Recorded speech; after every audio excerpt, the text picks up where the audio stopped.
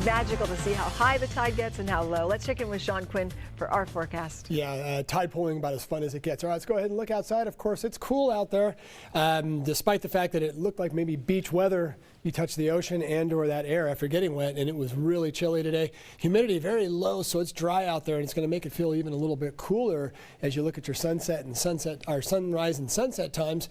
And there it is right there, that little bulge of warm air that we were talking about yesterday and the day before. It's now being kind of squeezed out into the southeast, into the Atlantic, and that's good news because it will quiet down the weather, even though now Georgia is sort of front line up into South Carolina. They're getting really battered. And I might want to point out, this is going to sort of drag some inclement weather up and down the East Coast. And of course, we already have travel issues with the airlines and COVID. This may only add to that misery.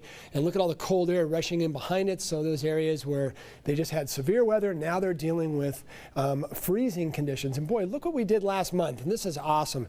These numbers right here, not entirely official. I did my best to sort of dig them up over the last month. And everybody just doing wonderfully well with all the amount of water that we got from Mother Nature for free. Rocky Butte, northwestern portion of San Luis Obispo County, up right about in this neck of the woods right here, did really, actually a little higher up right there, almost 20 inches of rain in 1 month, and that is just awesome. That's how we're going to take apart this drought. In the meantime, dry but frost issues for Ventura County.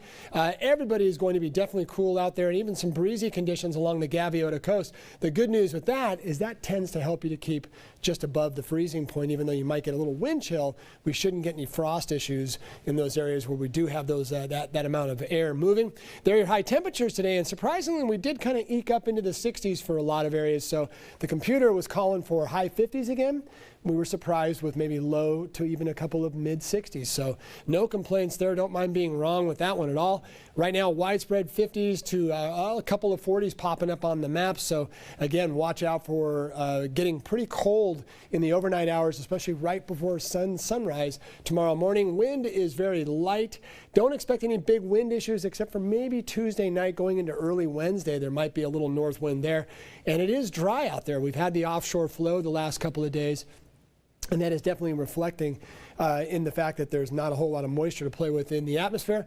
Quiet pattern. Now, for much of the East Coast, that may not be the case, but as we head out to the West Coast, cold air, but high pressure starting to dominate. And as it starts to dig its heels in, we'll see more of the areas of low pressure to our north continue to sort of be focused on extreme northern California up into Oregon and Washington, kind of mostly where we expect it to be during the La Nina pattern. Of course, we just got to keep our fingers crossed that this will break down maybe sometime in mid-January, and we'll get another chance at least keeping the pace going with what has turned out to be an excellent month, at least for December. Let's keep it going. All right, there's the next storm system running into Oregon and Washington, and California getting mostly clear for the most part, although extreme northern California, you will definitely have a chance for rain tomorrow. Some of that could get into portions of San Luis Obispo County by about Tuesday. We'll watch right here. You can see how the rain tries to work its way down Monday, and then Tuesday, little chances right there.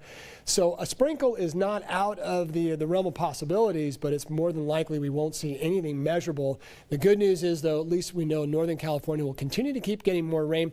This part of the state is actually still under extreme drought conditions, but that's slowly being chipped away. So that's the excellent news there, that we are working in the right direction. And your futurecast winds, as we head to Monday and Tuesday, there is that little chance we could see a little sort of a puff or a buildup of some northerly winds. We'll have to wait and see. Now, as far as fog, we don't expect to see a whole lot of that the next couple of days. And a quick look at your temperatures.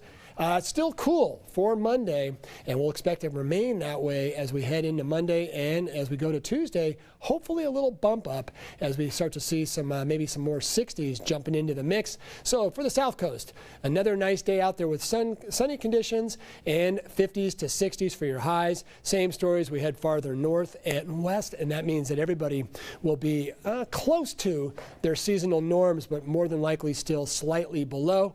Quick look at our surf. Not a whole lot of wave action out there, and more tide issues tomorrow, so another day of watch out for the high tide in the morning. Afternoon, though, good tide pooling for sure. And a quick look at our Santa Barbara forecast. Chances for rain at the end of the forecast. Otherwise, it should stay dry, and we will warm slowly as we head through the week. Please stay tuned. We'll be right back.